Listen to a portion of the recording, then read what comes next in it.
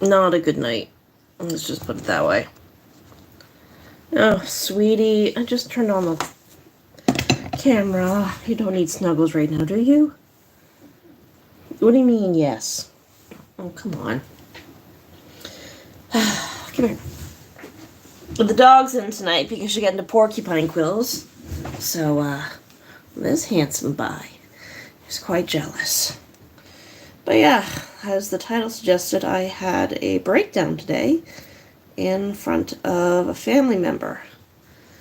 And we were moving something very heavy, and I knew the ramp wasn't lined up, and I knew it was going to fall. But I couldn't articulate that, and they wouldn't stop talking. And I didn't need them to calm me down. I needed them literally to stop talking for 10 seconds. I was just like a pot boiling over, but it's my brain. And I literally said, I need you to stop talking for 10 seconds. Just stop talking. Stop talking for 10 seconds. And they couldn't do it. They couldn't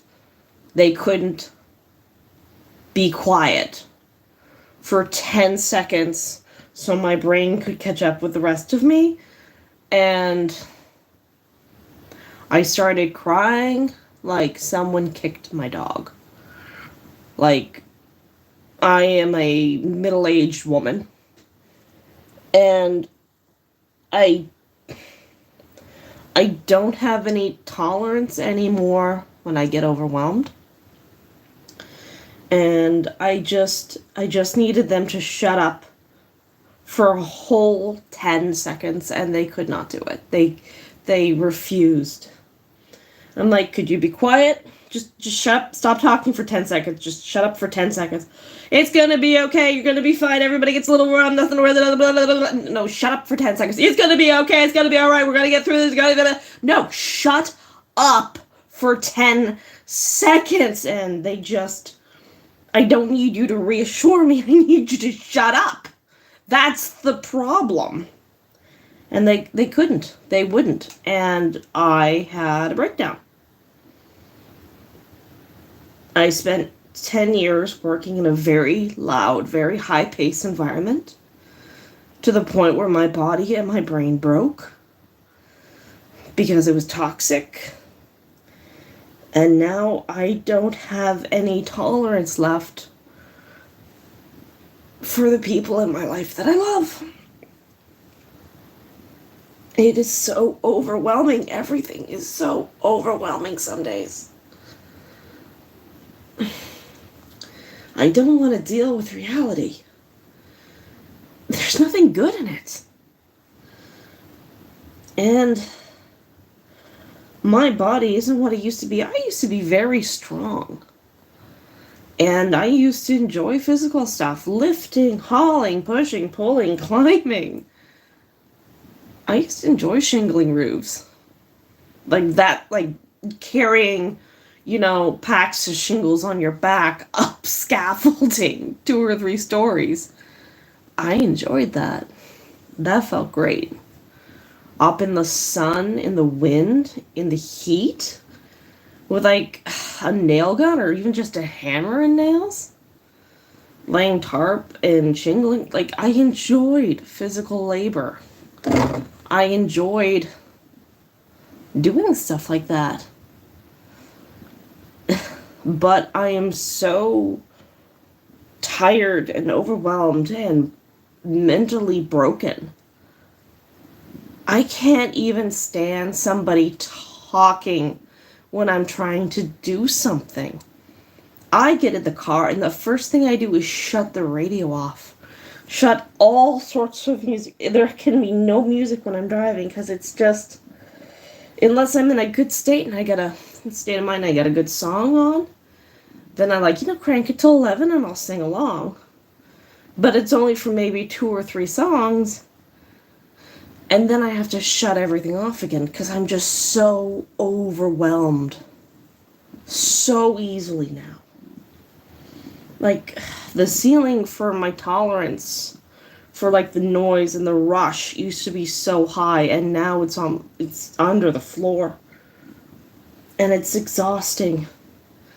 And unless it's like a place that I want to be, like a convention or something, even then, like after the convention, I'm literally like in the room where I'm staying. I'm like, on the floor behind the bed in the corner, just on my phone for an hour, just because I need to recharge the batteries with personal space. But yeah, today was a bad day. I mean, I had a cavity yesterday. I did get that fixed today because I kind of had a little overhang there. And last night the dog got into porcupines. And I did get to see my chiropractor again and my mental health person, which now I realize probably should have waited an extra day for that because I needed the day more than I needed it. Well, I need it now more than I needed it this morning. But it's just. Today was a. When someone is shaking, like I was stemming. I was fucking stemming. What the hell? And I don't do that. I don't do that. And I was just fucking shaking. Like my hands were just like this. Like just shut up, read the body language, stop. And you'd think as people get older they would know how to listen. But they don't. Or they never did, and I don't know which is worse. I literally just said, I need you to stop talking for. I didn't even need a full 10 seconds. 5 would have probably done it. Just enough to take the pot off the stove and stop it from boiling over. And I just need 10 seconds. I just needed 10 fucking seconds, and I couldn't get it. And then, I'm the weirdo, and I'm the weird one because I start crying like a fucking lunatic. Anyway, that is my evening rant while we give Ghetto the snuggles. So, I'm getting painting, find something to listen to, and, yeah. The dog is here tonight. She's upstairs. We went for a little walk earlier. I found another quill in her leg, so I had to pull that one myself. Thankfully, it wasn't in too deep.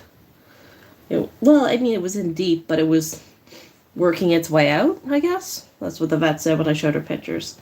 So, Mom held her down, and I got the pliers, and we took her last porcupine quill out. Fuck, those things are sharp. Yeah, she had a...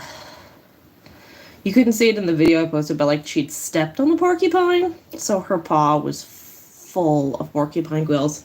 And she still got a broken piece in one of her paw pads, and the vet didn't want to like slice open her paw pad to get it, so we're just gonna keep it on it and get her some antibacterial stuff. So she should be alright. But yeah. It was a bad day. Anyway. Thanks for listening to me bitch for 20 minutes. I don't know how long I've been on here, but...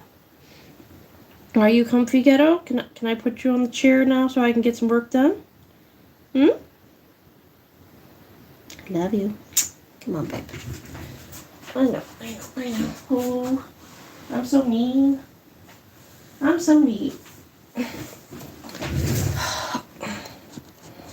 Okay, that's gonna be... Oh, God, I hate this thing, but it's the only thing I got.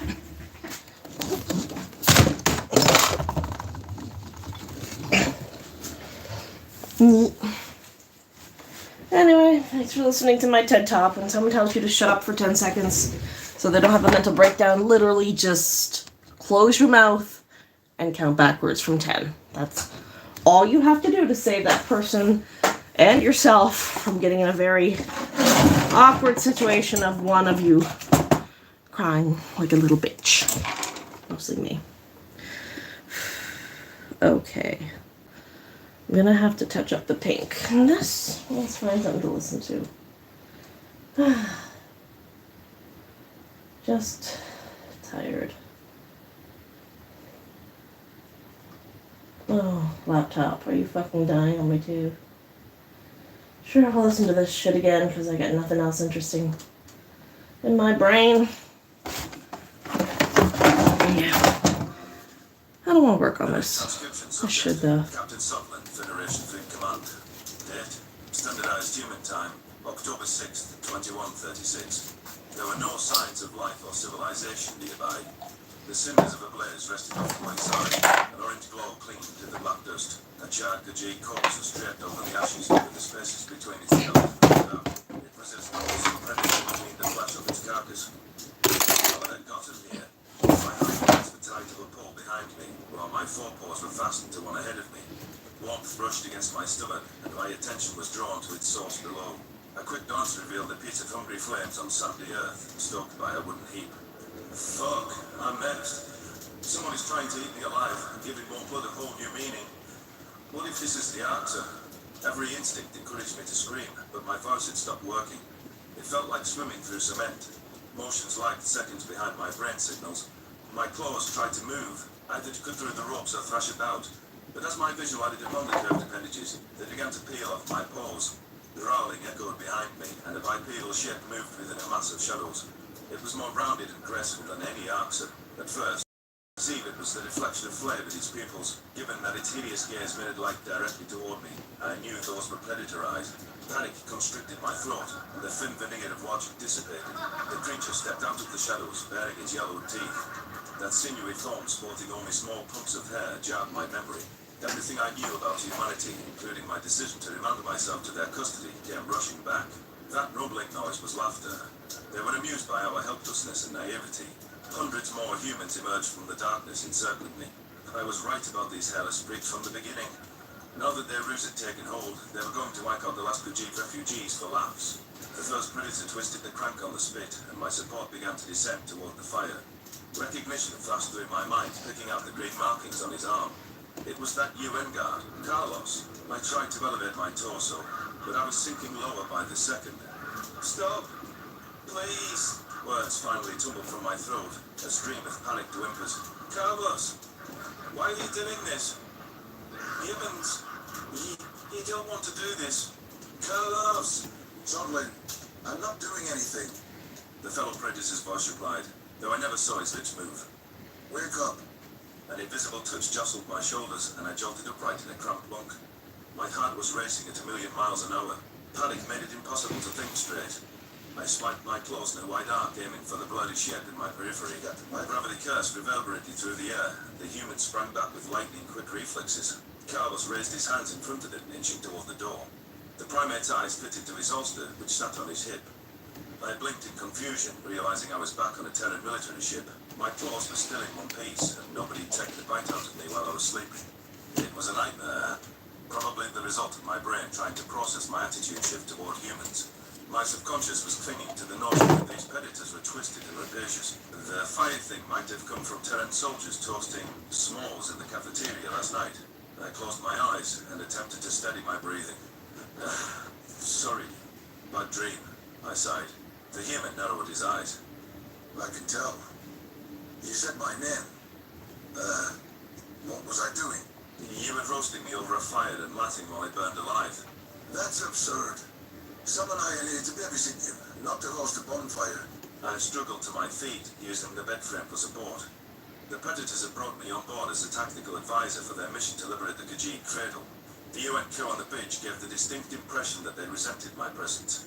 Several officers shot me nasty looks when I was introduced. Captain Monaghan, who was the ship's commander, warned her men not to take justice into their own hands. I know many of you have strong feelings on Sutherland, but he's a valuable asset against the enemy. She had barked. He knows their weak points, their tactics, and the terrain we're heading into. He knows their weak points. Anyone lays a finger on him, and it gets back to me. I will have you shit-canned so fast your head will spin. That made it quite evident to me that my crimes had been broadcasted across Earth. Carlos had done his best to keep me isolated from the human personnel, while Samantha told me to shrug off any taunts by soldiers in passing. I had made a few attempts to engage in personal conversation with my guards. They seemed to make a point of pulling out their phones and ignoring my questions while I tried. I was just curious about what a Terran's life was like, but it was obvious they wanted to shut down any semblance of friendship. It wouldn't surprise me if chatting with a criminal would put them at odds with their associates. The last thing I wanted was to disrupt the group cohesion prior to battle. My commentary needed to be strictly professional and stick to the Greys. I apologize that my dream was about you, and for my subsequent reaction, I wanted it. I will try not to sleep for a while. Carlos blinked. You don't have to not sleep, Tommy. Well, I'm sorry for waking you up. You didn't. I was about to rouse you to go to the bridge anyways. Captain wants everyone at their stations. We're about to walk within detection range of your system. I scampered toward the exit at those words, not wanting to miss a chance of drawing knives of blood. Carlos's lips curved up slightly with a snarl on his face. He looked ravenous. He escorted me out the door, whisking me down a dimly lit corridor. Dozens of unfamiliar predators were padding toward their assignments without a lick of fear before the looming battle. Many of their faces looked hardened and intimidating. Thunderous chatter carried through the hallway as we approached the bend in the path. We jogged down a small staircase to our right, which deposited us into the bridge. Captain Monaghan was seated in a central chair, swiveling it toward the viewport. I recognized Samantha among a group of soldiers comparing sensor data with projections. There was no stone left unturned, and no post left unmanned. Humans were built for this. They adjusted to the medium of space warfare with unnatural speed. They were the only people I had ever seen mirror my excitement to draw arcs of blood. Fear coursed through my veins, but this time it was mixed with reverent awe. All plasma weapons charged, Mom. Targeting systems on standby. A voice growled at the weapons station. Monaghan nodded. Excellent. Sensors, report. 230 confirmed hostiles on tracking. Came a reply from the respective cluster. No signs of active combat or any remaining UN or Legion friendlies. The Greys still appear to be engaged in a bombing campaign. Any Arxa vessels keeping watch? If we see them, they see us. About 40 ships scattered about the inner perimeter. I've sent a trajectory course to navigations that'll direct us through their weakest link. Good. The entire UN fleet made the jump safely. They'll divert a few ships to covering our 6 while we blitz hellfire on those bastards. The bridge communication was so calm and professional, like it was down to a science. There was no question in orders or emotions mixed into their exchange. Judging by the simulations I saw at my initial briefing, the Terran player was to concentrate fire on the older Arxa models. Then, they were going to use their swifter ships as decoys, drawing the staunchest defenders out of position. Carlos ushered me to a chair at the weapons station within the captain's earshot. Our vessel dropped out of warp before we could be stunned by any anti-FTL weapons. Dozens of allies shimmied into position around us, cruising at various angles and headings. A golden gas giant rested to one side, and its gravitational field might cause disruption to the enemy's readings. A sensor analyst piped up again. Mom, several Archer patrols are trying to pinch us on the rear flank. Closing fast. All according to the plan. Continue ahead. My peoples focused on the space behind us where several Terran ships branched off on intercept courses.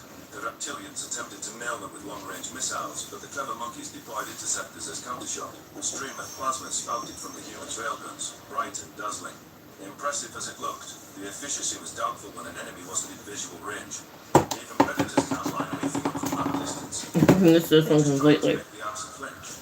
That skirmish faded into the backdrop, becoming no more than dots on my sensor overlay. Our trajectory was a straight shot to my hull, and that meant facing the vessels bombarding it. I believed that the humans would greet the Arxa with a ferocity they'd never seen before. The bristling of my spine intensified as I recalled the videos of the Greys snatching Gajit off the streets. The Terran and Gajit ships that engaged the enemy were vanquished by now, succumbing to an overwhelming force. Returning with reinforcements was our final hope. But what could we say of our society? All of our landmarks and cities have been pummeled into oblivion. My thoughts strayed to the UN soldiers on the surface, and we fought tooth and nail for our civilians. The ones who missed their extraction were flogged, for lack of a better word.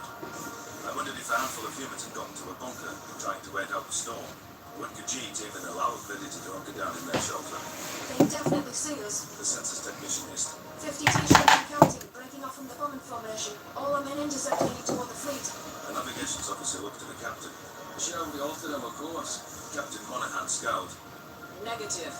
All stations prepare to engage. The viewport might be fine a small blip, and an angular behemoth appeared on screen. Its design catered to packing as many explosives on board as possible. I wished I could be more useful than a spectator parked at the weapons station. The humans around me weren't taking my advice as I had hoped, but I worried that piping up might be taken as criticism. The options were open to the hostiles, but using distance. While structural damage would be a plus, it wasn't the crippling knockout they were seeking. The precious time we spent reloading could give the Arxa time to go through the missile. One human held a closed finger over the firing trigger and waited for the go-ahead. You're targeting the wrong spot. The words slipped out of my mouth, and the irritated gazes landed on me. I didn't know how anyone could get used to their paralyzing stares. You could do more damage elsewhere. Sit down and shut up. The primate to my right sneered, wrinkling his nose. I believe I overheard a cohort calling Oliver. You're fucking lucky we don't use you as bait. Captain Monaghan raised a hand. That's enough. Speak up, Sovlin. You're here to offer insight. You're trying to knock out propulsion or ventilation, like your briefing said. Which, your intelligence is right. That's the play for most ships. Ace is a heavy bomber. And? She pressed. It's bursting to the seams with explosives. You hit it anywhere in its belly, and it'll go up in flames. What's it mean then? How do we know he's not trying to trip us up? Get us killed? The distant Oliver shouted. My nostrils flared with indignation. I would never hold the answer. It can't be that hard to believe that I want those fuckwits to fry. The captain dropped his Shit diddles. reminded me of my behavior with clothes. Monaghan was debating whether to trust me with the lives of their crew, even if my counsel was a good idea on paper. With the Greys coming in hot, there were only seconds to reach a decision. I was available to her. Someone who until years ago would cheer if this entire ship was terminated. Now, I see humans as people, or at least I'm trying to. But I wouldn't believe that from being in that position. Lower our heading and fire a shot as quick as possible. Target the center of its underside. She growled. Sovlin, if you're wrong about this, I'm going to throw you in a deep dark hole for a long fucking time. A falling sensation permeated the artificial gravity as the warship rapidly altered its course. The weapons station heeded the orders despite any crewmate's extraneous options. They selected the approximate coordinates and dispatched a plasma beam in quick succession. The Archer ship's approach carried it within weapons range, and it launched a slew of missiles toward us. The human's power was committed to weapons, not shields. We didn't have enough time to raise them and stabilize our defenses. The terrorists veered sharply to one side, and I prayed the projectiles would avoid clipping us. The energy from our railgun closed the distance with formidable speed, sizzling across the sky. Our plasma volley arrived before the arms of the munitions, punching into the missile bay. Explosions rocked its insides and set off a chain reaction that culminated with the drive. Premature tears came from the humans as our opponent was reduced to a sea of shrapnel. While I was satisfied with my own knowledge, the greatest destruction didn't stop the inbound explosives. Our hull creaked from the strain of our evasive maneuver. The missile indicators practically overlapped with our ship. My heart pounded in my ribcage. One by one, the flashing dots slipped past us, avoiding contact with the extensive vessel. It was only then that I allowed myself to celebrate our first triumph. Standing on a bridge with these predators felt good for some strange reason. Nice call, Sovlin. Captain Monaghan bared her teeth, which made me shudder. We'll make a note of that ship class. Thanks for the heads up. Don't mention it. Like I said, I want those monstrosities dead. All of them dead is the plan. Those words were music to my ears. Was it too much to hope for my planet, my galaxy, to be cleansed of merciless filth? The arcs that we locked against them. There wasn't enough suffering in the world. Green is next. But I would settle for a long list of casualties. The human vessel plowed ahead, continuing to make headway toward the Kajiki cradle. Scoring a victory today would be the kind of morale booster Earth needed. And for the first time in a while, I thought the Federation might have a chance in the war. We had our own predators now. Memory. The new A&W Spicy Dill Pickle Mama Burger. So delightfully spicy. Memory transcription subject. Captain Sovlin, Federation Fleet Command. Date, standardized human time, October 6th, 2136. The way the humans maneuvered through space was like a bird of prey, swooping down on its intended target. It was a graceful and emotionless flight as I watched the blues and trends of my planet come into focus. Those in the UN fleet who shrugged off their assailants fell into position and began to coordinate their next targets. Meanwhile, the dogged Archer were forming ranks across the globe. They had no intent of relinquishing their position to a few primitives. Every sort of ammunition imaginable was ready to be lobbed at the first UN ship to stray too close. The terrorists were encouragement to approach the rectangles directly. Instead, charting their course off to one side, our nimble ships then hooked sharply back toward the fray with surprise and maneuverability. I'm surprised the terrorists sped into speed. It's clear they tweaked whatever low building blocks they got their hands on. The furthest predators at our weapon station were growling over which enemy to take on. An indicator blinked red on my data feed as the unit singled out the weakest link. I squinted at the viewport, studying their selection. The enemy ship's exterior had lost its shine. The time it didn't look as thorough as its companions. Deploy missiles on target. Pull them with everything see our railguns got. Shit. Captain Monahan's voice pierced the air, booming and authoritative. Divert all pilot shields as soon as we get a shot off. Carlos tapped me on the shoulder. Hold on. We could begin for the rough ride. Let's hope our new developments in Atlantic Armor pay off. We turned towards our intended target, which seemed to be tracking us as well. The Swift kindly flattened our exterior, though they did little more than superficial damage. Parent ship design diverged slightly from the Federation, which meant the Greys having lowered down the weaknesses. The Primates held much more intelligence about the Arctic than the other way around. Around us, UN ships were careening into the fray with guns blazing. Pockets of fire lit the space in our periphery. I couldn't tell who was suffering more losses in this initial confrontation. The clash of two species of equal velocity could only mean carnage. The moment of the federal grounds were halted as every ship was drawn away to address the vicious unit. The large-scale conflict within the predators is even force is a damn miracle. It's easy to forget the Earthmen's developed FTL a few months ago. Imagine how indomitable they could be, given a few hundred years of practice. A scary thought. Amidst my musings, our spacecraft held it into forming for the Freudian missiles. The Gunpowder defences took out most of our firepower, with a handful detonated against the Arctic armor. The rival ship struggled to regain its bearings and was unable to return fire to its own munitions. While Piers did possibly have the edge controls, its defences had shrugged off our initial assault. The dilapidated Arctic vessel peeled back toward one of its compatriots seeking battle. I could feel the roar of our engines as we gave chase at full speed. The technicians at the weapon station were racing to get the shot off. Obliterating the Greys with plasma would be a stylish finish. The enemy sensed that they were about to be nailed by the railgun and yanked their nose skyward. The humans failed to compensate for the change of course, and our plasma stream missed the mark by a wide margin. The reptilians were emboldened after skirting our heavy blow. They knew we would have to reload. Worse, they succeeded in drawing Apollo's attention, and this late joiner was a newer Archer model. Raise shields. The Terran captain bar. Switch over to kinetics. Full speed toward the UNS Lovecraft. All of flight took on an erratic path as the engines were pushed to their limit. The state-of-the-art fresh Archer partner had no trouble keeping pace with us even at our maximum speed. This was back to what they were used to, chasing an enemy that knew they were beaten. The human predators were on their heels, like everyone else. The Terrans sent off first behind his bullets, despite knowing full well that the Grey's shields would absorb their punch.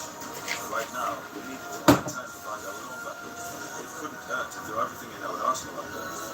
My sensors told me that both Archer ships had us target locked, and that couldn't be a good omen. On screen, the Allied UNS Lovecraft moseyed toward us. The flashy blue crest on its hull demonstrated it wasn't designed for camouflage. The rectangular ship seemed to boast retractable doors, suggesting it could be transporting smaller craft. This human ship was an unseemly clump of mass and guns. A layer of paint didn't hide that it was a predatory prowler. Some of their ships are definitely modified Benbow models, but this one, this screams humanity, I thought. A census technician glanced at the captain. The computer suggests the second Doctor Hostiles railguns are charged. Evasive maneuvers are infeasible. Understood. Monahan replied, a voice icy calm. Brace for impact. My claws sunk into the armrest and nerves bubbled in my chest. Why were the humans not showing more alarm? I knew that threat on their lives should at least rattle anyone with a face of sanity. I knew that these predators would feel fear. Marcel's responses to me. Plasma sniffed forward. At least that's where the sensors registered the impact. I forgot the brown here. Sockets as the force reached the bridge. The overhead light snapped off and an electrical Shit, shock I don't remember what I used. lighting provided a new glow. No, The not predators this one. that were standing on the ground. They feel that the incorporated in their space landing and would often end their injuries. Alarms warned that structural integrity was compromised. Atmosphere was venting from the rear sector, which would require repairs if we survived this battle. UNS Rocinante, you all right? A throaty voice crackled from the speakers. Captain Monahan surveyed the bridge. Still in one piece, Lovecraft. We could use a hand. You heard the lady. Kempton replied. Let her rip, boys. Our ship staggered down to avoid getting in their line of sight. The Lovecraft powered up twin railguns on its broad hull, undeterred by the energy demands. I doubted they could command the same power as the Soul Army. The humans must believe working in anything in two places offset that drawback. The newfangled Archer wisely put that of a bit late. By the time it slowed its pace, Terran plasma was already in transit. Two simultaneous beams blazed scars from those planets, connecting with several key systems. The drive fluid flickered out altogether, which meant our 4 was out of commission. UN pilots steered the Lovecraft toward the original Archer, deploying missiles on target. With that monstrous watching at our side, confidence was restored within the bridge. Several of Newton's eyes glowed with anticipation of the kill. These predators smelled blood. While the aged vessel was preoccupied with the inbound parcel, the weapons station coaxed our ship's railgun back online. A plasma beam fired toward its target with perfect aim, magnetically accelerated by my devious partners. My instincts told me that the enemy was toast before it arrived. Some intuition sensed that the momentum had shifted in our favour. The Terrans didn't need a second chance to capitalise. Fire seared atop the enemy's armour and its integrity collapsed. The scorched metal split open from side to side, leaving the ship powerless and immobilised. With its weapons systems knocked offline, the Archer couldn't deploy interceptors against the Lovecraft's missile bar. The vessel exploded in an orange burst, churning to metallic residue and fragments. That's a bit of a lie. Comment from our allies. We're off to respond to another distress signal. Smith sailing. Captain Monaghan offered her thanks over the Oh. call for reviewing the damage to our vessel. It wasn't quite as extensive as I would expect. There was some nasty wounds across the ship's body, but all major systems were functional. As long as there were no issues funneling power to weapons and propulsion, we were still in the fight. The human officer straightened. Lavs, bring us closer to the pilot. Our structural integrity is weakened, so we're going to play a supportive role. I lowered my head for a moment, trying to cleanse some of the fear chemicals from my system. The exhilaration of killing the Archer was lost beneath raw sensation. The burning in my chest was making it difficult to breathe, as if I was walking the line with cardiac arrest. While the predators breathing down my neck were dangerous and untamed, I was thankful they were at the helm. A human split-second decision-making under duress was clearly better than mine. Our brush with death struck more fear into my heart than any of the surrounding crewmates. And you're considered exceptionally brave at home, I mused. I suppose keeping it together and under function considered stoicism. All of us confirmed the winding path with the battlefield, avoiding a solo confrontation with any lurking Archer. It was sobering to see that several dozen UN indicators had flickered out in our senses. I hoped those measurements were erroneous, or that each fallen had at least taken 2 enemies with them. The good news was that we had numbers. That advantage was minimized in clashes involving the Federation, and fleets often fell into disarray at the first sign of incoming fire. A bold charge like the Terrans were attempting was nigh unthinkable. We lost the psychological war before we ever thought of the physical one. Sensors, pick out an enemy that's showing signs of critical damage. Captain Monaghan nodded at the viewport, a thoughtful look on her face. We don't want anyone to limp off and nurse their wounds. On it! The technician answered. My eyes turned toward the cradle, and homesickness burgeoned in my chest. Beneath the tranquil blue exterior, I knew the ground was ashen and lifeless. The Archer ships gliding above the atmosphere menaced the skies. They were locked in combat with the humans now, but if our mission failed, they would return to their bombing in a heartbeat. A dark rectangular object which burned away from the planet's globe caught my attention. There was only one Archer ship that would flee from the heart of battle. My heart sank into my stomach, and I realized which target the Terrans had to choose. It was a small mercy for the souls on board. I leapt to my paws, ignoring the bile rising in my throat. Terminate Dark Star labeled N9241 on your sensors. Please. It's on an ascent course departing from the cradle. Hold on. Why that particular ship? Monaghan asked. I met her steady gaze. It's a cattle ship. You cannot be allowed to leave this system. Put those Khajiits out of their misery. I beg you. There are innocent hostages on that ship. We don't kill civilians whenever it's possible to avoid it. But there are fates much worse than death. Humans, please tell me you're logical enough to understand. There are children on there. I know you care for them. You're saving hundreds of people from an existence you cannot imagine. The captain studied her own readout and waved the first officer over for a brief conference. I didn't know what she was discussing with him. It was an easy decision to make. Their hushed words gave the Greys time to get away. Maybe these predators did. I see you here. Forget the letter of the law. Monaghan's head snapped up. Sodlin, how many Archer do you expect are on board? I don't know. It's not like anyone's ever been on one of their ships, I growled. But, their landing parties are usually around 2 to 3 dozen per group. That seems manageable. I'll put together a breach team and we'll send a shuttle to board them. All we need is to knock up the propulsion and in the waters. The proposition was so simple, yet it almost moved me to tears. I couldn't believe these savage beasts would attempt a rescue mission mid-battle at grave peril to their own personnel. From how the UN captain reacted, it was her first instinct. The thought hadn't crossed my mind to think of those Khajiits as anything but gone. As the officers began assembling a flight crew, I realized there was a foundation of genuine trust forming. The idea that humanity would want the sapient livestock for themselves had barely crossed my mind. I'd begun to believe that this conquering species would help us, just as they had with our refugees. Captain personnel began scrounging what energy they could for the plasma railroad. There was no time to await backup, and most UN ships were preoccupied regardless. The comm station notified all nearby friendlies of the cattle vessel, so that it wouldn't be shot down while we were trying to seize it. If reinforcements arrived down the line, that would be a bonus. Sutherland, I'm going to offer my name for the boarding party. Hatred radiated from Carlos as his gaze scorched toward the viewport. I am a foot soldier after all. I'd like a crack at those grey freaks.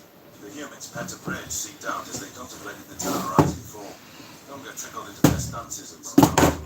I could almost feel its burning on through their veins. Wild, untapped anger spurred the primates to action and demanded retribution for the cruelty they perceived. They're channeling their predatory energy, but they're still in control of themselves somehow, even in hunting mode. I can't imagine the intrusive thoughts it put in their heads. Our ship raced toward the Archer's transport, gaining on the clunky object. Cattle vessels did have external weapons, but they were more limited than their warship counterparts. However, their internal armory wouldn't be deficient by any metric. They were equipped with the tools to eviscerate a city. This wasn't going to be an easy task for my human allies. You're also noble and fearsome, I growled. Captain Monaghan, let me accompany your team. Please. The captain raised her eyebrows.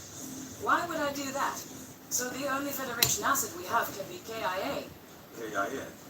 Killed in action. Oh, I won't get in your way. If you manage to free those Khajiits, you'll need me to stop the stampede. They're not going to be in their right minds. You'll see why. Monaghan's rosy lips twitched and I could sense the unspoken question on her tongue. After witnessing our lack of composure during their use of life, should I be in my right mind? It was a valid question, honestly. Charging through an enclosed space surrounded by accident gunfighting would break most of the Jews. The mere sight of binocular eyes pumped red through my veins and made my spines bristle. It was a constant effort to push that aside, that I could power through it in most cases. My fury toward the Greys had to be enough to override it. I tried to show my determination through teeth baring, raising my claws in a threatening manner. She sighed, rubbing her forehead. Very well. Don't fuck this up. And, for the love of God, don't die. Understood, Mom, I answered. Just, if the mission fails, please take out that ship. No matter who's on board. They won't make it out of this system. Not on my watch. A wave of livid excitement almost swept me off my feet as I eyed the cattle vessel in the viewport. Few people met an Archer face to face and lived to tell the tale. Insertion into an enemy ship could end in complete catastrophe. Such a feat would be unheard of. My predatory companions either didn't realize or didn't care how risky their stunt was. The eager weapons station pinpointed their target, plasma army across the body. My nostrils twitched with anticipation. I was ready to go, same as the predators.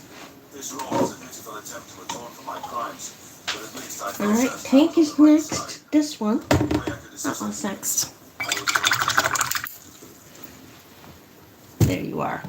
Memory transcription Royal subject, Fuchsia. Captain Sullivan, Federation Fleet Command. Date, standardized human time, October 6th. I think I'll be out later. 2136. The bulletproof vest afforded to me by the predators was snug around my spines, but nearly fell off my shoulders. Its shape was not designed for the return to Khajiit species. The slender curvature of the human spine was a polar opposite, evolved for grace and flexibility. I knew the armor might save my life, but I wish I waited longer to don it. My bristles were being compressed at irritating angles, and the nearest soldiers seemed annoyed by my inability to sit still. The humans were sandwiched together in the shuttle, brushing shoulders with each other. I was glad to be at the end so I could lean toward the wall. Samantha traded places with Carlos halfway through the ride. She bore an obvious disdain for me, but the male guard had enough of my fidgeting. Many of the general soldiers held their lips in contempt as well. I wasn't winning any popularity contests with these predators. I was grateful we were only a minute out from the cattle vessel. Did we succeed at paralyzing the Archer transport? I asked the female chaperone. Her eyelashes fluttered in annoyance. Yes. Were you not listening to the damn announcements? Relax, Sam. It was an innocent question. Carlos sighed. I'm sure he just zoned out. You feel sorry for the racist war criminal? A soldier called out. I saw a few humans nod their heads in agreement, which caused me to lower my gaze. There wouldn't be many tears shed by anyone other than the UN brass if the Archer couldn't be down today. Not that I blamed them. An honourable death wasn't the worst thing I could think of. Dying scared me more than death. I wish I had a weapon so I could actually... Yeah, that's true. Dying scares me more than death. It's like making the phone calls worse than the actual talking on it. Can I have a gun? No, a chorus of voices answered in unison. I waved my claws dismissively. Worth a shot. The shuttle lurched to hit my balls. My chest pressed hard against my spine. There was going to be some light bruising tomorrow if I lived past this battle. Our craft latched onto an outer wing, attaching itself to the immobilized transport. Reached forward so that our airlock stood across from theirs. A vac-suited predator slipped into our emergency airlock, and I strained to see his movements through the window. The Terrorman filled the walkway on our side and floated across to the Archer vessel with a gentle push. All that tied into us was a thin rope on his waist. He tested the red lever with a feeble hand and confirmed that it wasn't locked. The human nodded to himself and used some sort of suction technology to adhere the tunnel to the enemy ship. His feet clicked onto the ground as the artificial gravity initiated. Once the corridor was sealed from the vacuum, he raised his thumb to the rest of us. I didn't understand the signal, but the others took it as a go-ahead. The UN soldiers trundled out of the ship, wielding massive rifles. While the Predators possessed few natural gifts, they were saddled with a truckload of gear. Their bodies were clad head to toe in black armor, including a hard shell atop their heads. Once they shoved reflective goggles over their eyes, humans looked like homogeneous, impassive machines. Stick behind us, Sovlin. Samantha rose to her feet, falling into the rear of the pack. We can't leave you here to get captured. Take cover and stay out of the way till you're needed. Silence fell over our entourage as the primate crossed the cattle ship's threshold. I couldn't help but notice the human slinking posture as though they were stalking prey in the shaded forest. They were couched to a factor of their normal height with steps that were furtive and calculated. Their guns swiveled in every direction, searching for a target to pounce on. With an hint of reluctance, my paws followed them down the tunnel. There were some short bursts of gunfire as they pumped a few overhead arcs full of lead. I suppressed a chuckle, knowing it would make me seem deranged. The enemy would raise the alarm now, but I relished that we got the drop on them. My attention switched to the reptilian interior, taking mental notes of its facilities. The Federation would kill for intelligence like this. The atmosphere was musty, but the lighting was rich and plentiful. The hygiene of the enemy's ship surprised me as well. It didn't reek of rotten flesh or blood. I guess those savages understood basic disease transmission after all. We followed the entryway a few hundred paces before we reached a bend in the path. The team leader poked his head around the corner, immediately recalled. A barrage of bullets decimated the wall where his shell cap poked out moments earlier. He ducked back behind cover, hooking his weapon to his chest. 8 or 9 hostiles arming themselves and taking positions. He hissed. They're waiting for us. We have more numbers than that, but the Axer have a clear line of sight. They're going to nail us as soon as we advance. The human rolled the metal chemistry across the floor, which is the film of smoke. Irritants dispersed through the hallway, and I squinted to see anything. There was no way That's not the right color, is it? position if I could barely see my clothes in front of me. Shrouded in the hairs of silver mist, the Terrans stepped out from behind their refuge. The Axer sprayed bullets in our direction, hoping to connect with something. These sounds helped the humans key in on their positions, and they spewed their own rounds back in return. Terrans seemed to fare better in low visibility with their remarkable adaptiveness. The silhouetted movement I glimpsed in the mist suggested a few players were Carlos pulled me behind a supply cart and popped his gun over the top. Samantha sprawled on the floor beside him. Her hands were steady as she gazed down the scope and fired at an archer attempting to fall back. I didn't know the Greys could retreat. I imagine down that main staircase we'll find living quarters, the cattle pens and the bridge. Samantha growled. They don't want us to get to anything vital. The female human stood to get a better look and inched forward to join another UN cluster. My eyes drifted to the archer she shot, who was bleeding profusely. The enemy bastard was still twitching until another Terran soldier had loaded a clip into his head. That was overkill. Hey, I wasn't judging. Samantha progressed the rifle with her left hand, the way of the valve I had to follow. Hesitant as I was to move, the handful of hostile survivors were grouping with their brethren. The Terrans blinding every combatant called the Axer of God. Forced them to make concessions in the way battle. The Greys haven't fought a true enemy in a long time, have they? I mused. They haven't been on the back foot for a second in this war. Our weakness has made them complacent. There was no sound from the presumed Dark's position, and I guessed they were lying in wait. The UN contingent advanced with caution, creeping toward the stairway. Their boots glided across the metal as light as the patter of rain. Whether they were coached by instinct, training, or generational experience, I did not know. A grating voice rumbled over the PA. Greetings, fellow hunters. I take it you don't appreciate that we, stole your catch. Several human predators startled, and their attention shifted overhead. My jaw almost dropped to the floor. The Arks had never conversed so eloquently with us. We translated their dialects at first contact, but I couldn't remember them enunciating anything but vulgar threats in my lifetime. It was incredible that they had words for greetings or appreciate. We would have offered to split the hole if we realized our intrusion sooner. The answer continued. You made things much easier for us, and we're not entirely ungrateful. You already learned that Khajiits make excellent slaves, judging by your companion. I bared my teeth, incensed that this monstrosity thought I was a human plaything. While I was a Terran prisoner, that was a far cry from servitude and degradation. There was nothing I had been forced to do. My presence on this mission was voluntary, and my treatment was fairer than I deserved. Carlos nudged me, pointing to a blinking red light on the ceiling. There was a camera tracking our movements, and granting the enemy a full view of our advance. He raised only his middle finger, and several of his counterparts copied the gesture. I didn't understand what that meant either, but I guessed it was something hateful. Go fuck yourselves. The male guard shouted. Probably that. Note to self. To be hungriest again. Let's get that aggression out of our systems. Then, after, we should pull our resources to bring the lesser species to the heel. The reptile sounded almost disappointed, as though it would enjoy a test of strength. Anything else would be wasteful when our interests are aligned. As loathsome as sharing is, there's enough food to go around.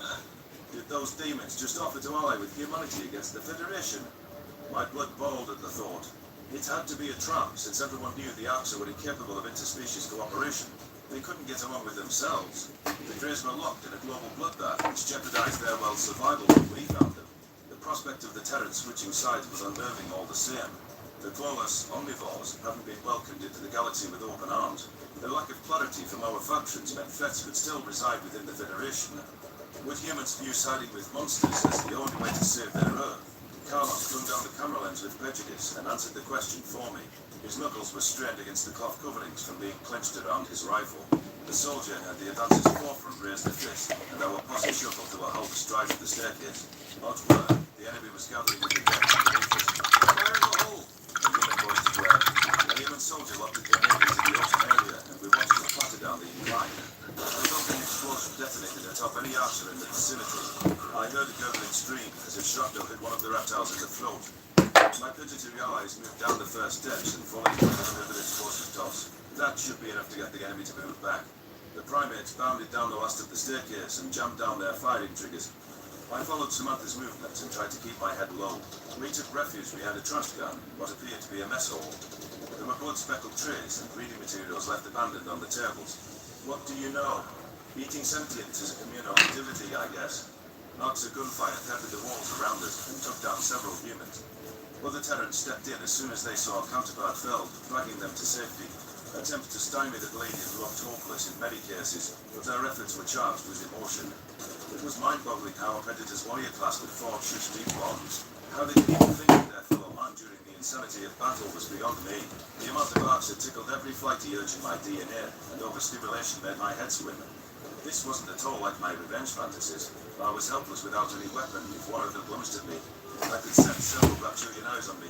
From their vantage point, they had just walked in front of a firing squad. Malicious snarls sent in my direction told me what they saw in my form. The humans, with all their unwanted teeth-bearing, had never seen so many distracted by me. Stay calm, somebody. You have looked at this. You like it determined. Rotten. I murmured. Samantha snorted. Gee, thanks. Not you. You're different. Whatever you... A stray bullet grazed the female's headgear. She sensed it clip her cap and fell back as a knee-jerk reaction. The soldier dragged herself back up against the waist bin with erratic breathing. After taking a moment to collect her wits, she worked to get her rifle situated. Guilt flashed through my mind, realizing my distraction almost killed her. Calling my guards friends would be a stretch, since that required a mutual respect. But they had become familiar faces, and I didn't wish for anything to happen to them. There had to be some way for me to help, rather than impede their progress. Carlos was coaxed a few paces deeper, using an upturned table as a shelter. Several human soldiers were positioned there, coordinating fire. My eyes widened in alarm as I saw an Archer duo attempting to encircle them. I shouted to warn the humans, but the deafening pops of gunfire drowned out my words. Panic fluttered in my chest as a reptile straightened his rifle. Sitting here and doing nothing wasn't an option. Samantha was too rattled from her encounter to react in time. The man-built Archer corpse down by a grenade at the base of the staircase caught my eye. A crazy thought leapt into my head as I glimpsed the bloodied gun in its grip. Sovereign, what the fuck are you? The female human began. I dashed out behind cover and retraced my short steps into the room. The tower was soaked with blood, which made traction a struggle. Prying the firearm from the beast's lifeless grasp, I tried to line up the shot. My heart was hammering at 1,000,000 parsecs an hour, and my horse quivered too much to steady it. The lead actor fired off the first shot, nailing one of Carlos's companions in the back of the neck. The other humans whirled around, but they couldn't react in the half-second it would take to execute them all. Gritting my teeth, I tried to lock my wrists. I released several rounds, praying I wouldn't accidentally hit the Terrans. 2 of my 5 bullets nailed the first actor, and it crumpled to the floor. Its partner stumbled off the body, which gave the primates enough time to swivel around. An unfamiliar Terran blew its head off in panic motion. Carlos turned his massive skull, looking for the source of the shot that served him. His gaze faced me as I scooted back to Samantha. The female snatched the firearm from my grip, tucking it under her arm. "You're really going to take the gun away," I groaned. "I saved it. She offered it when she inside. You saved Carlos's life. I'm good at killing. Foragutini. Let me help. Please." Not a chance. Don't even think about pulling a stunt like that again. I chewed at my paws and leaned back against the wall. Several human corpses were strewn about the entry point, suggesting many hadn't been as lucky as Carlos. These Terran soldiers were resilient, but it was evident Arcs' marksmen had wicked accuracy. About half of our active allies appeared to be nursing injuries, which spoke to an unrivaled ability to persist through pain. But then again, I couldn't tell whether crimson bloodstains were theirs or a comrade's. Regardless, our ranks weren't unscared. From what I could make out of the scenery, the Greys had suffered their fair share of casualties too. Their numbers were whittled down to 10 or so, by my estimation. The human warriors were starting to gain ground and flush the enemy out. I don't think the reptilians were prepared to fend off a large contingent of predators. The hostile gunfire ceased without warning, and I tilted my head in bewilderment. A firearm skidded across the floor, followed by a series of others. A handful of archers rose to their full height, watching the primate's next move. The humans paused their barrage, suspicion glowing in their eyes. What in the name of the Protector was this?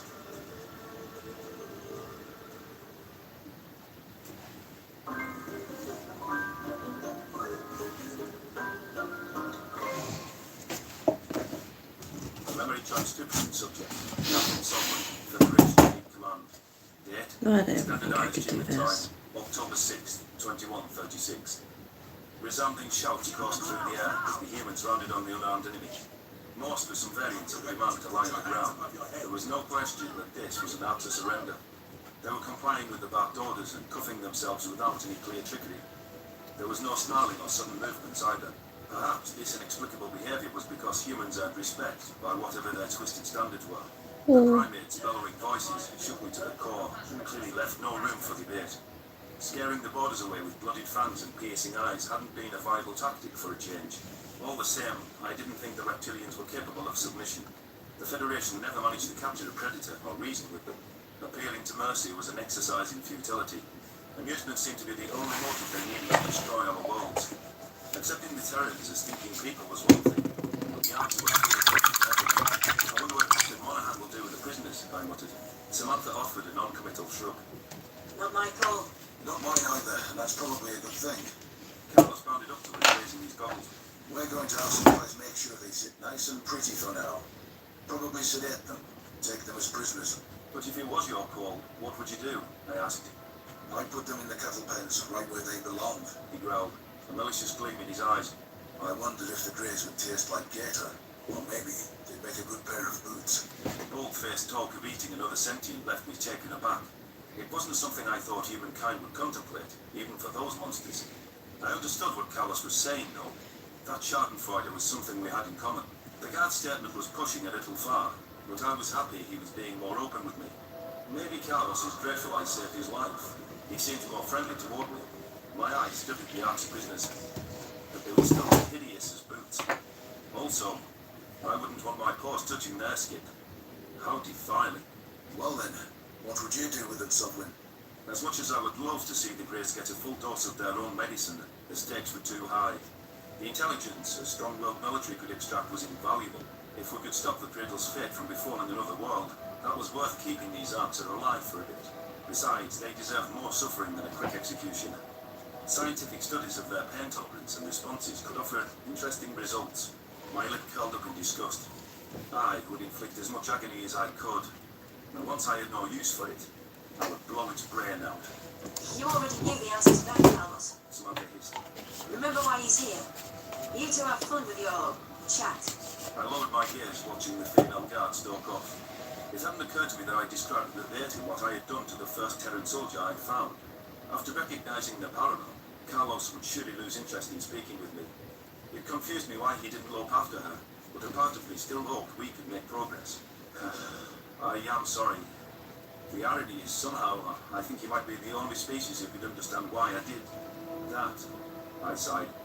The human crossed his arms, a convicted glint in his eyes. I understand why I threw with the Oxa, but you didn't even consider or research Marcel Fraser's story. Nor did you listen to the Vanille that backed him up. I did research. The Federation's database pegged you as a species of genocidal conquerors who do nothing but war. My spines bristled as I recalled the atrocities in the original briefing. Then, I watched videos of humans gassing children and nuking your own cities. And you lecture us about stampedes. I still don't get you. That history makes a lot of us angry too. We're, capable of much of what they are. But The Venlil Slanik was unconscious for days. What we knew was the Republic cut off all communications, chased off aid ships at gunpoint, and took every Federation visitor hostage after they met you. It was an obvious conclusion at the time that humans coerced them into those actions. But that's just not true. You know that. Now, in my port, would you have thought humanity was friendly and empathetic? When you seem so much like the Arxa, the only of the wrong predators. The guard didn't say anything, but his after relaxation showed that my point landed. He pursed his lips and scratched the back of his neck. It was obvious he was hesitant to vocalize understanding for the torture of his own kind. Perhaps his concern was that nearby soldiers might overhear. Let's just say by the time Slanik woke up, it was too late. I had to be right about you, or else I was a monster. My voice cracked, and my eyes blinked shut to seal away tears. I'm not defending Carlos. I can't live with what I've done. Not since he did home. I don't expect anyone's forgiveness. The Predator patted my shoulder once with a surprising amount of gentleness. No words tumbled from his lips, but that was more consolation than I deserved. The guilt enshrouding my heart eased for a brief moment, and I realized how badly I had needed one of the humans to understand. Carlos cleared his throat, and his gaze dialed in on the Arxa prisoners. A human had a boot planted against one's tail with a gun barrel pressed against its skull. The reptilian's eyes were wild with what I would think was fear in any other species. It looked young and scrawny, which might be why it was singled out for intimidation. What did you do with the kids? The UN soldier's voice was low, charged with a venomous undercurrent. Where are they? Kids? The Arxa stammered. The Gajeeds. Then cattle, you son of a bitch. Why didn't you just say that? They're in the cargo bay. And where the fuck is that? Show us. Now. The grey led us into the kitchen, which was placed adjacent to the cafeteria. The station seemed more suitable to butchering than food preparation. Carlos gestured for me to follow, since my inclusion was only permitted to pacify the captives. My uneasy brain resented the march into a predator's lair, and was relieved the humans hovered close behind. A decaying scent wafted into my nostrils, which triggered my gag reflex. A few Gajit corpses dangled from the ceiling, and had been gutted from head to toe. The amount of dried blood suggested their organs were carved out while they were alive. One carcass was noticeably smaller than the others. It looked about the size of my daughter. The last time I saw her alive, that child was dissected and served to the group as an entree, just like my sweet honey. Those viral predators, they see us as a feast. Disgust touched a path at my esophagus, and I spewed vomit.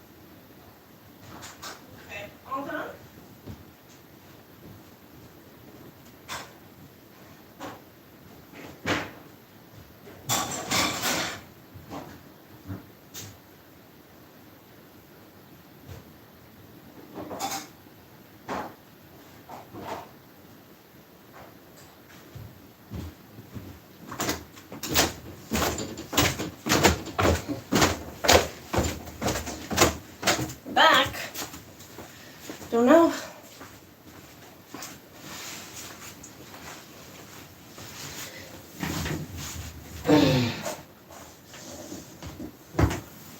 Not sure what that was. Oh well. Tired. The way Carlos's cheeks were ashen and puffed out, I think he was maybe keeping his own lumps down. It was a relief to see the clawless creature looking squeamish, especially after hearing him ponder how the answer tasted. Hearing sounds behind him suggested that disgust was the overarching reaction within the Terran ranks. The UN soldiers bringing up our flank were more of an eyeful than they anticipated. It was baffling the Predators would have such a strong aversion to gore. All evolutionary knowledge suggested blood should serve as the enticing marker of an easy catch and sharpen their senses. The male guard wiped sweat on his brow. Fuck, man. I can't unsee that. They're so brutal, senseless. Deep breaths. Don't focus on it. The smell. I know. By the way, why did your warriors split up? I asked Carlos, trying to distract us. Doesn't everyone want to secure the civilians? Samantha cleared her throat to my right, startling me. Enemy officers are hauled up in the bridge and we need to sweep the ship anyways. Don't need a napping Grey crawling out of a crevasse. I thought you didn't want to be anywhere near me. I don't. But it's my job. The scrawny Arxer staggered to the kitchen's rear wall and wagged a bony claw at the partition. The reflective metal formed two double doors wide enough to fit a few spacecraft side by side. I considered that the prisoner was deceiving us, since that was their modus operandi. But it made too much sense for the prey to be right next to the mess hall. The Terran handler jabbed his gun barrel into the Arxer's temple. Open the fucking door, or we'll find out what colour your brains splatter. It swallowed and waved a paw in front of a motion sensor. I half expected an automated tank to descend from the ceiling and start cutting down our ranks. The humans tensed as well, clearly not defeating the beast. Despite their lack of experience with the Arxer, they seemed well versed in the ways of safety deception. The doors creaked open and the UN soldiers inched forward. There was no reinforcing army amassed inside, for all our misgivings. The cavern before us was devoid of Arxer on the ground level, which was where my eyes stopped looking. Of course, the reptiles wouldn't leave their prized possession unattended. Some instinct compelled the humans' binocular eyes to turn skyward. Perhaps it was the same madness that made them leap out of planes. One Arxer camped on a raised platform which allowed it to overlook the assembled prey. It wheeled around, slowed by the same narrow vision as the Terrans. The Grey couldn't reach for its weapon before it was obliterated by dozens of bullets. Lots of trigger-happy humans out here. They seemed really on edge. I watched as the monster slumped to the floor. Its skin was perforated everywhere that constituted a vital organ. The light flickered out of its reptilian eyes as liters of blood dripped through the latticed walkway. It doused in a Gajit below in coagulated goo, but I couldn't bring myself to face the livestock yet. My gaze instead fell on our predatory captive. I wanted to see how it reacted to the death of a counterpart. A brief gasp slipped from its maw, and those diabolical pupils lingered on its fallen comrade for a full second. A full second longer than they should have. And no heads up about the guard. The UN soldier slammed his rifle butt into the Arxer prisoner's temple.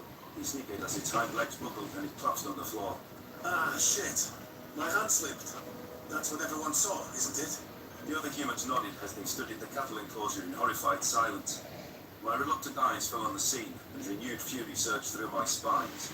The jeeps were packed in a pen like animals to the brink of suffocation. I could see faces did I miss squished up that against the one? Oh, barbed that's wire and paws sprawling for a moment. The guards must have fed the cattle by throwing seeds and leaves down from the walkway. Water was available through a few small basins on the rim. Many people seemed to have given up and were lying unresponsive on the floor. The squealing of the children was what really stabbed at my heart. They sounded so high-pitched and frantic. Help us. Please. A desperate voice wailed from the corral's epicenter. That individual was shushed by its counterparts who divulged at the entrance for humans. There was no line of sight from within the throng of Gajits. All they knew was the borders weren't Arxer and that the Greys had succumbed to them. The last they saw of humanity was Terran soldiers dropping into cradle settlements. If they hadn't witnessed the heroic sacrifices on the surface, it would be logical to assume humans orchestrated the Arxer raid. These people must think they were going from one predator's clutches to another. One Gajit scraped his face against the mesh. Captain Softly. They captured you. You should know better than to let them take you alive. My mouth was dry. I was too horrified by the atrocities of this vessel to find words. This felt like a waking nightmare. It was all I could do not to sink against the nearest human's boots and break down. The Gajit took my shocked state as affirmation of his fears, howling with despair. Carlos shuffled forward, kneeling by the cage's edge. He dug at the material which did not budge, and bared his teeth in obvious frustration. The muscles in his shoulders were quivering with a primal rage that he was struggling to restrain. The predator couldn't bear the sobbing kids any more than I could. A growl emanated from his chest, and his brown eyes narrowed to slits. The compulsion to break the sapient livestock out of the cage open possessed him. There was a franticness in his motions as Samantha passed him a cable cutter. Carlos clipped the first strand, and other humans ambled in to help peel back the material. The Terran's haste was enough to snap me out of my trance. If I didn't get through to the Khajiits, they would stampede right over their saviors, and warning wasn't the way to reward the gentle beasts for their compassion. The humans are here, as allies of the Khajiit Union. Let them help you, I croaked. The warlike predators who invaded our home and caused the Archer to capture us are allies. Tell those demons to make their lives believable, puppet. Came a sneering reply. So this was how it felt, trying to convince a skeptical audience to see past that abominable appearance. Carlos's eyes paused for a moment, and he shared a glance with his counterparts. The gash they carved in the barbed wire was almost wide enough to rip out an opening. How could anyone read malice into their actions? Nobody ever just started off seeing humans as people. Nobody accepted their story at face value or treated them as equals. In that moment, I felt sorry, angry for the alien predators. I strode toward the pen. The current invasion occurred because we were planning to bomb Earth. I would know it. Preventing their own extinction is self-defense. The fact that they risked their lives to save you in spite of that shows their empathy runs deeper than ours. Predators don't feel empathy. The Great Protector teaches they are cursed creatures doomed to live in eternal hunger and bloodlust. The Great Protector? Carlos mouthed. Arguing with a fairy tale wasn't my ideal scenario, but antagonizing the religious was only going to make them shut down. There might be a shred of truth to that axiom anyways. And it seemed the Terrans tap into their aggression multiple times. Humans use their high emotions to redirect bloodlust to proper outlets, but sometimes their agency win. My eyes swept over the group. These predators are intelligent enough to override that, to control it. The Van Mill did experiments that prove they can bond with prey animals, and that they feel pain for those of us in suffering. It is irrefutable evidence by every scientific metric. What? That's not possible. You're saying humans use their hunger to protect the weak from threats. Much like your goddess, they formed laws and morality that are civilized, honorable even. If they had burst in time to break free, wouldn't the protector command us to help? The UN soldiers turned back the spiky walls and surveyed the traumatized Khajiits. Likely couldn't rush on their saviors in a panic, though many shoved their way toward the escape. The alternative was to remain in Arxer custody, and the Arxer were a known commodity. Even if the Terrans were just as evil, it was difficult for them to be worse. Several humans extended gloved hands, hoisting the victims onto solid ground. Herbivore food and clean water awaited the rescued. The special care they gave to the young didn't escape my notice. Samantha's eyes glowed as she began to spoon-feed an emaciated infant. I had never seen such a toothy snarl on her face, or heard her speak so softly. This skirmish hadn't been to contest the cattle claim at all. I wondered what the Arxer would think when they realised the predators they viewed as equals despised them as much as the rest of the galaxy. Whether humanity's interrogations turned up anything useful or not, it would be priceless to be a fly on the wall. Unlock relief with Tylenol Ultra. Enhanced with caffeine to tackle your toughest migraine pain. Memory transfer. Governor Tarver. Republic. Date. Standardized treatment time. October 6th, 2136. Colby. In the month we had been away, the predators seemed to have established their presence on Venville Prime. Masses of humans and cameras awaited the shuttle. The increase in personnel was noticeable. The militaries were squeezed right next to the formidable beasts and didn't pay their counterparts much attention. They must have done extensive work with the Terrans to be so casual. Several individuals in the US Navy Blue welcomed the new species and offered polite introductions. Their eyes were concealed in floral-coloured visors, which was a clear attempt to look as non-threatening as possible. They paused as they saw the Sivkid diplomat bolt away from the crowd. Axel's snowy pelt vanished into the thick bushes around the Governor Mansion. Ambassador Noah took a step in that direction, as though he wanted to follow her. I placed a paw on his arm and shook my head. Chasing after her will only make it worse. At any rate, we need to speak with your people immediately, I muttered. Concern flickered in his brown eyes. Is something wrong? You've been subdued. You learned something when they answered. Since the end of FDL communication range, I had relayed word of the Federation's delegation through government channels. Shortly patched up the ship enough to travel, but I found that the cooling shaft showed signs of external tampering. I didn't convey those details over the network, since I didn't want the UN's embassy greeting to involve guns and interrogation. Within Venville government brought Terran officials into the loop and related some startling developments in the Gajit War. However, the immediate concern was that both parties seemed surprised by our contact. That meant Brissel's ship never reached its destination. With our lengthy delay, they should have arrived well before we crossed Venville space. At my request, the Terrans deployed a search and rescue team to follow their flight path. I kept the knowledge to myself to avoid a panic, but the worry was nagging at me. What would happen to our relations with those 6 species if something had gone wrong? My ears pressed against my head. I learned several things which are all troubling. Let me brush off the media, and then we will join Cam in the briefing room. The camera-wielding primates drew closer with a clamour, and Venville yipped questions as well. My instincts protested, allowing noisy predators to crowd me in every direction. The humans were more aggressive than I was used to, and they were all reporters. I breathed a silent sigh of relief as they granted enough space for us to pass. I think some of the human journalists' bad habits, their ambush tactics, have rubbed off on this Venville. I politely request that you lower the volume of your speech, especially when you are this close. My ears are more sensitive than yours, and you carry more intimidation than I believe you intend. I barked into the microphones. The crescendo of Terran questions died down, which lessened the encounter's intensity. At least if they were all badgering us, someone had the good sense to tell them to avoid the new diplomats. We might have other visitors running into the foliage if this ensnarement was attempted on anyone else. What happened at the Federation Summit? An insistent voice called out. I am behind on everything that's happened in the past month, so I'm not taking general questions right now, I said, forcing a level cadence. For now, you can report to Earth that 11 species offered to open diplomatic relations with you. Only 11? Noah Williams, how was your treatment at their ends? Is the rest of the Federation at war with humanity?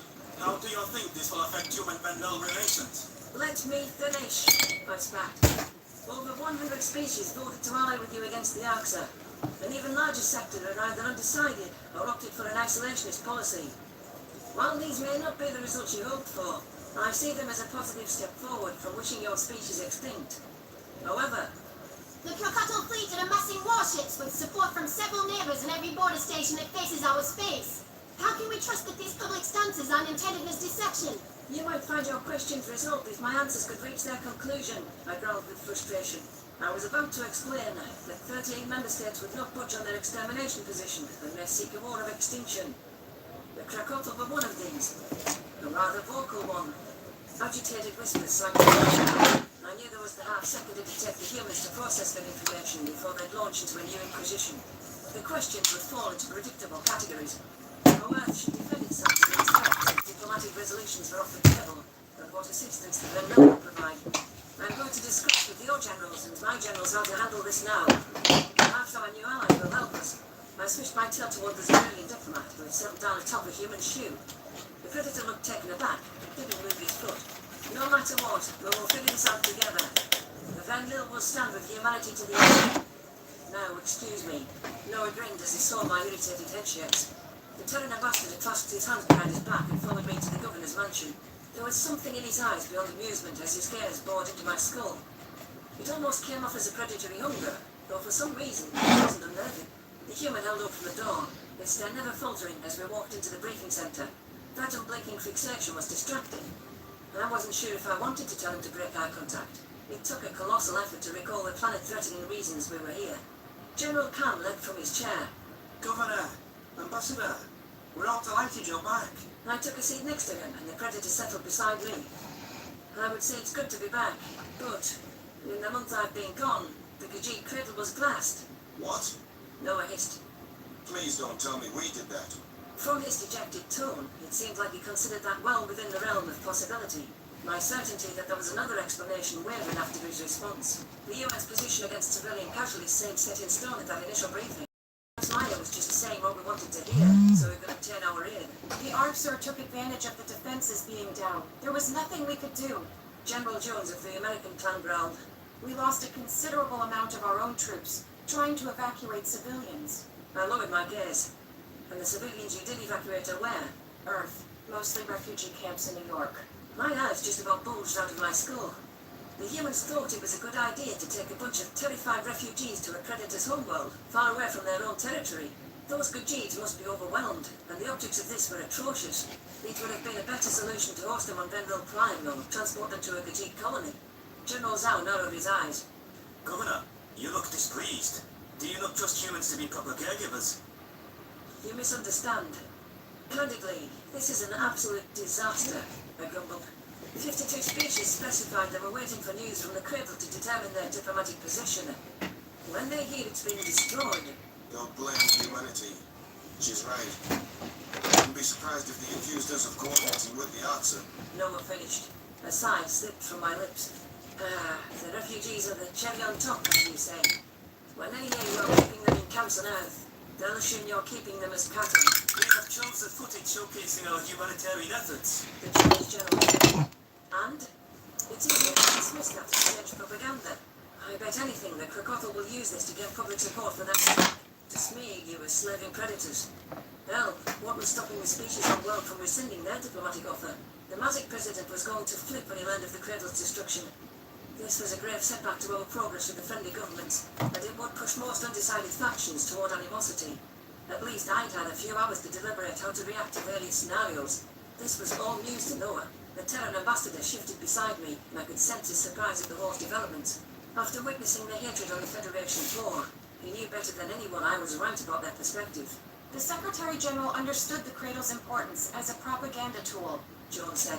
That's why we sent our first fleet on a liberation mission. We have a chance to defeat the Arxer and retake the Cradle. Those mission logs and the footage which Captain Sovlin provided to us from Gojek media sources might help mitigate any reputational damage. 2 items leapt out to me from that statement.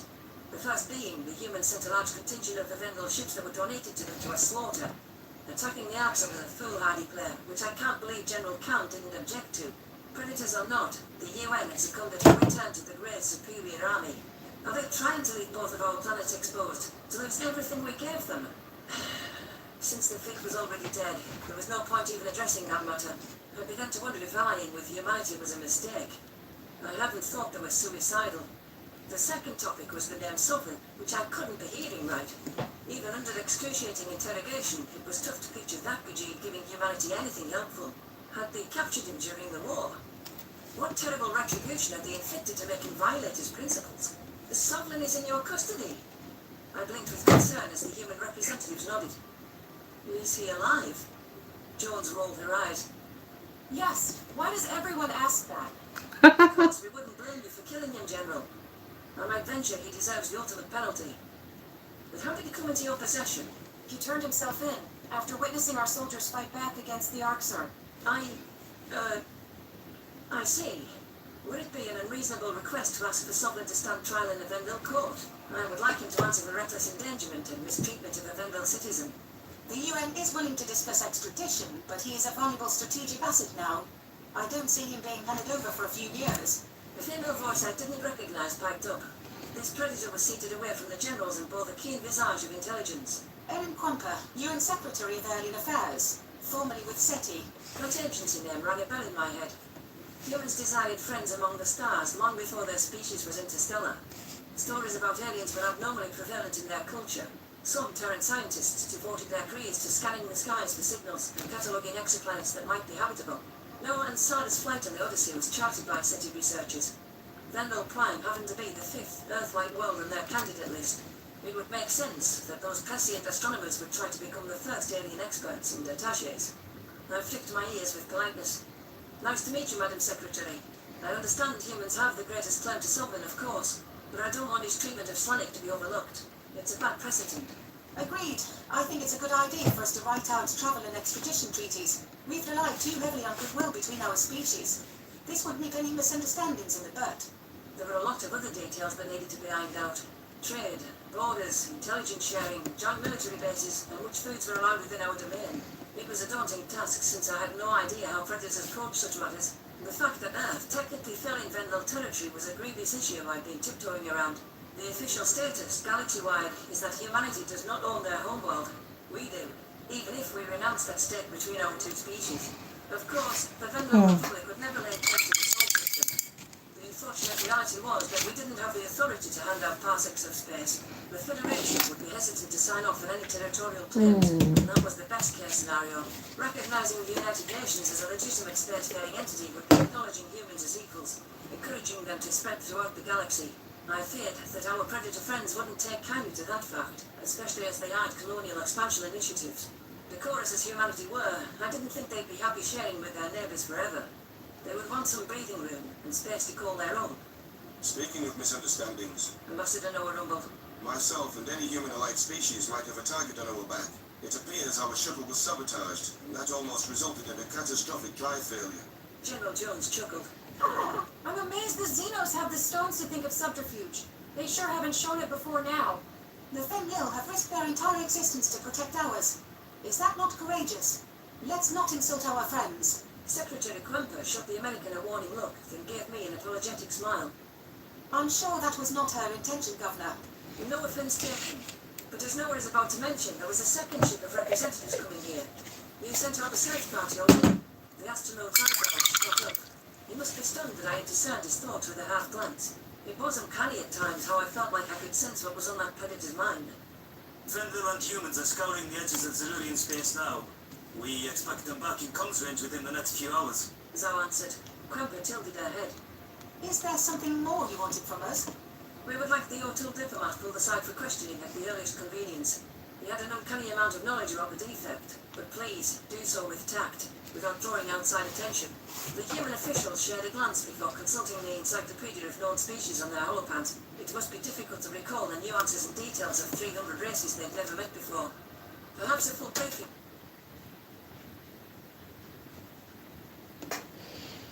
Alright, I'm gonna have to let this dry, and I'm gonna have to finish that in the morning, but I got another layer on the cats, and the photos got some stuff. I don't know who these people are, but they've now got a background buddy. Alright, you guys have a good night. I gotta go and take care of the baby. I don't want to do the dishes. I don't want to do the dishes before bed.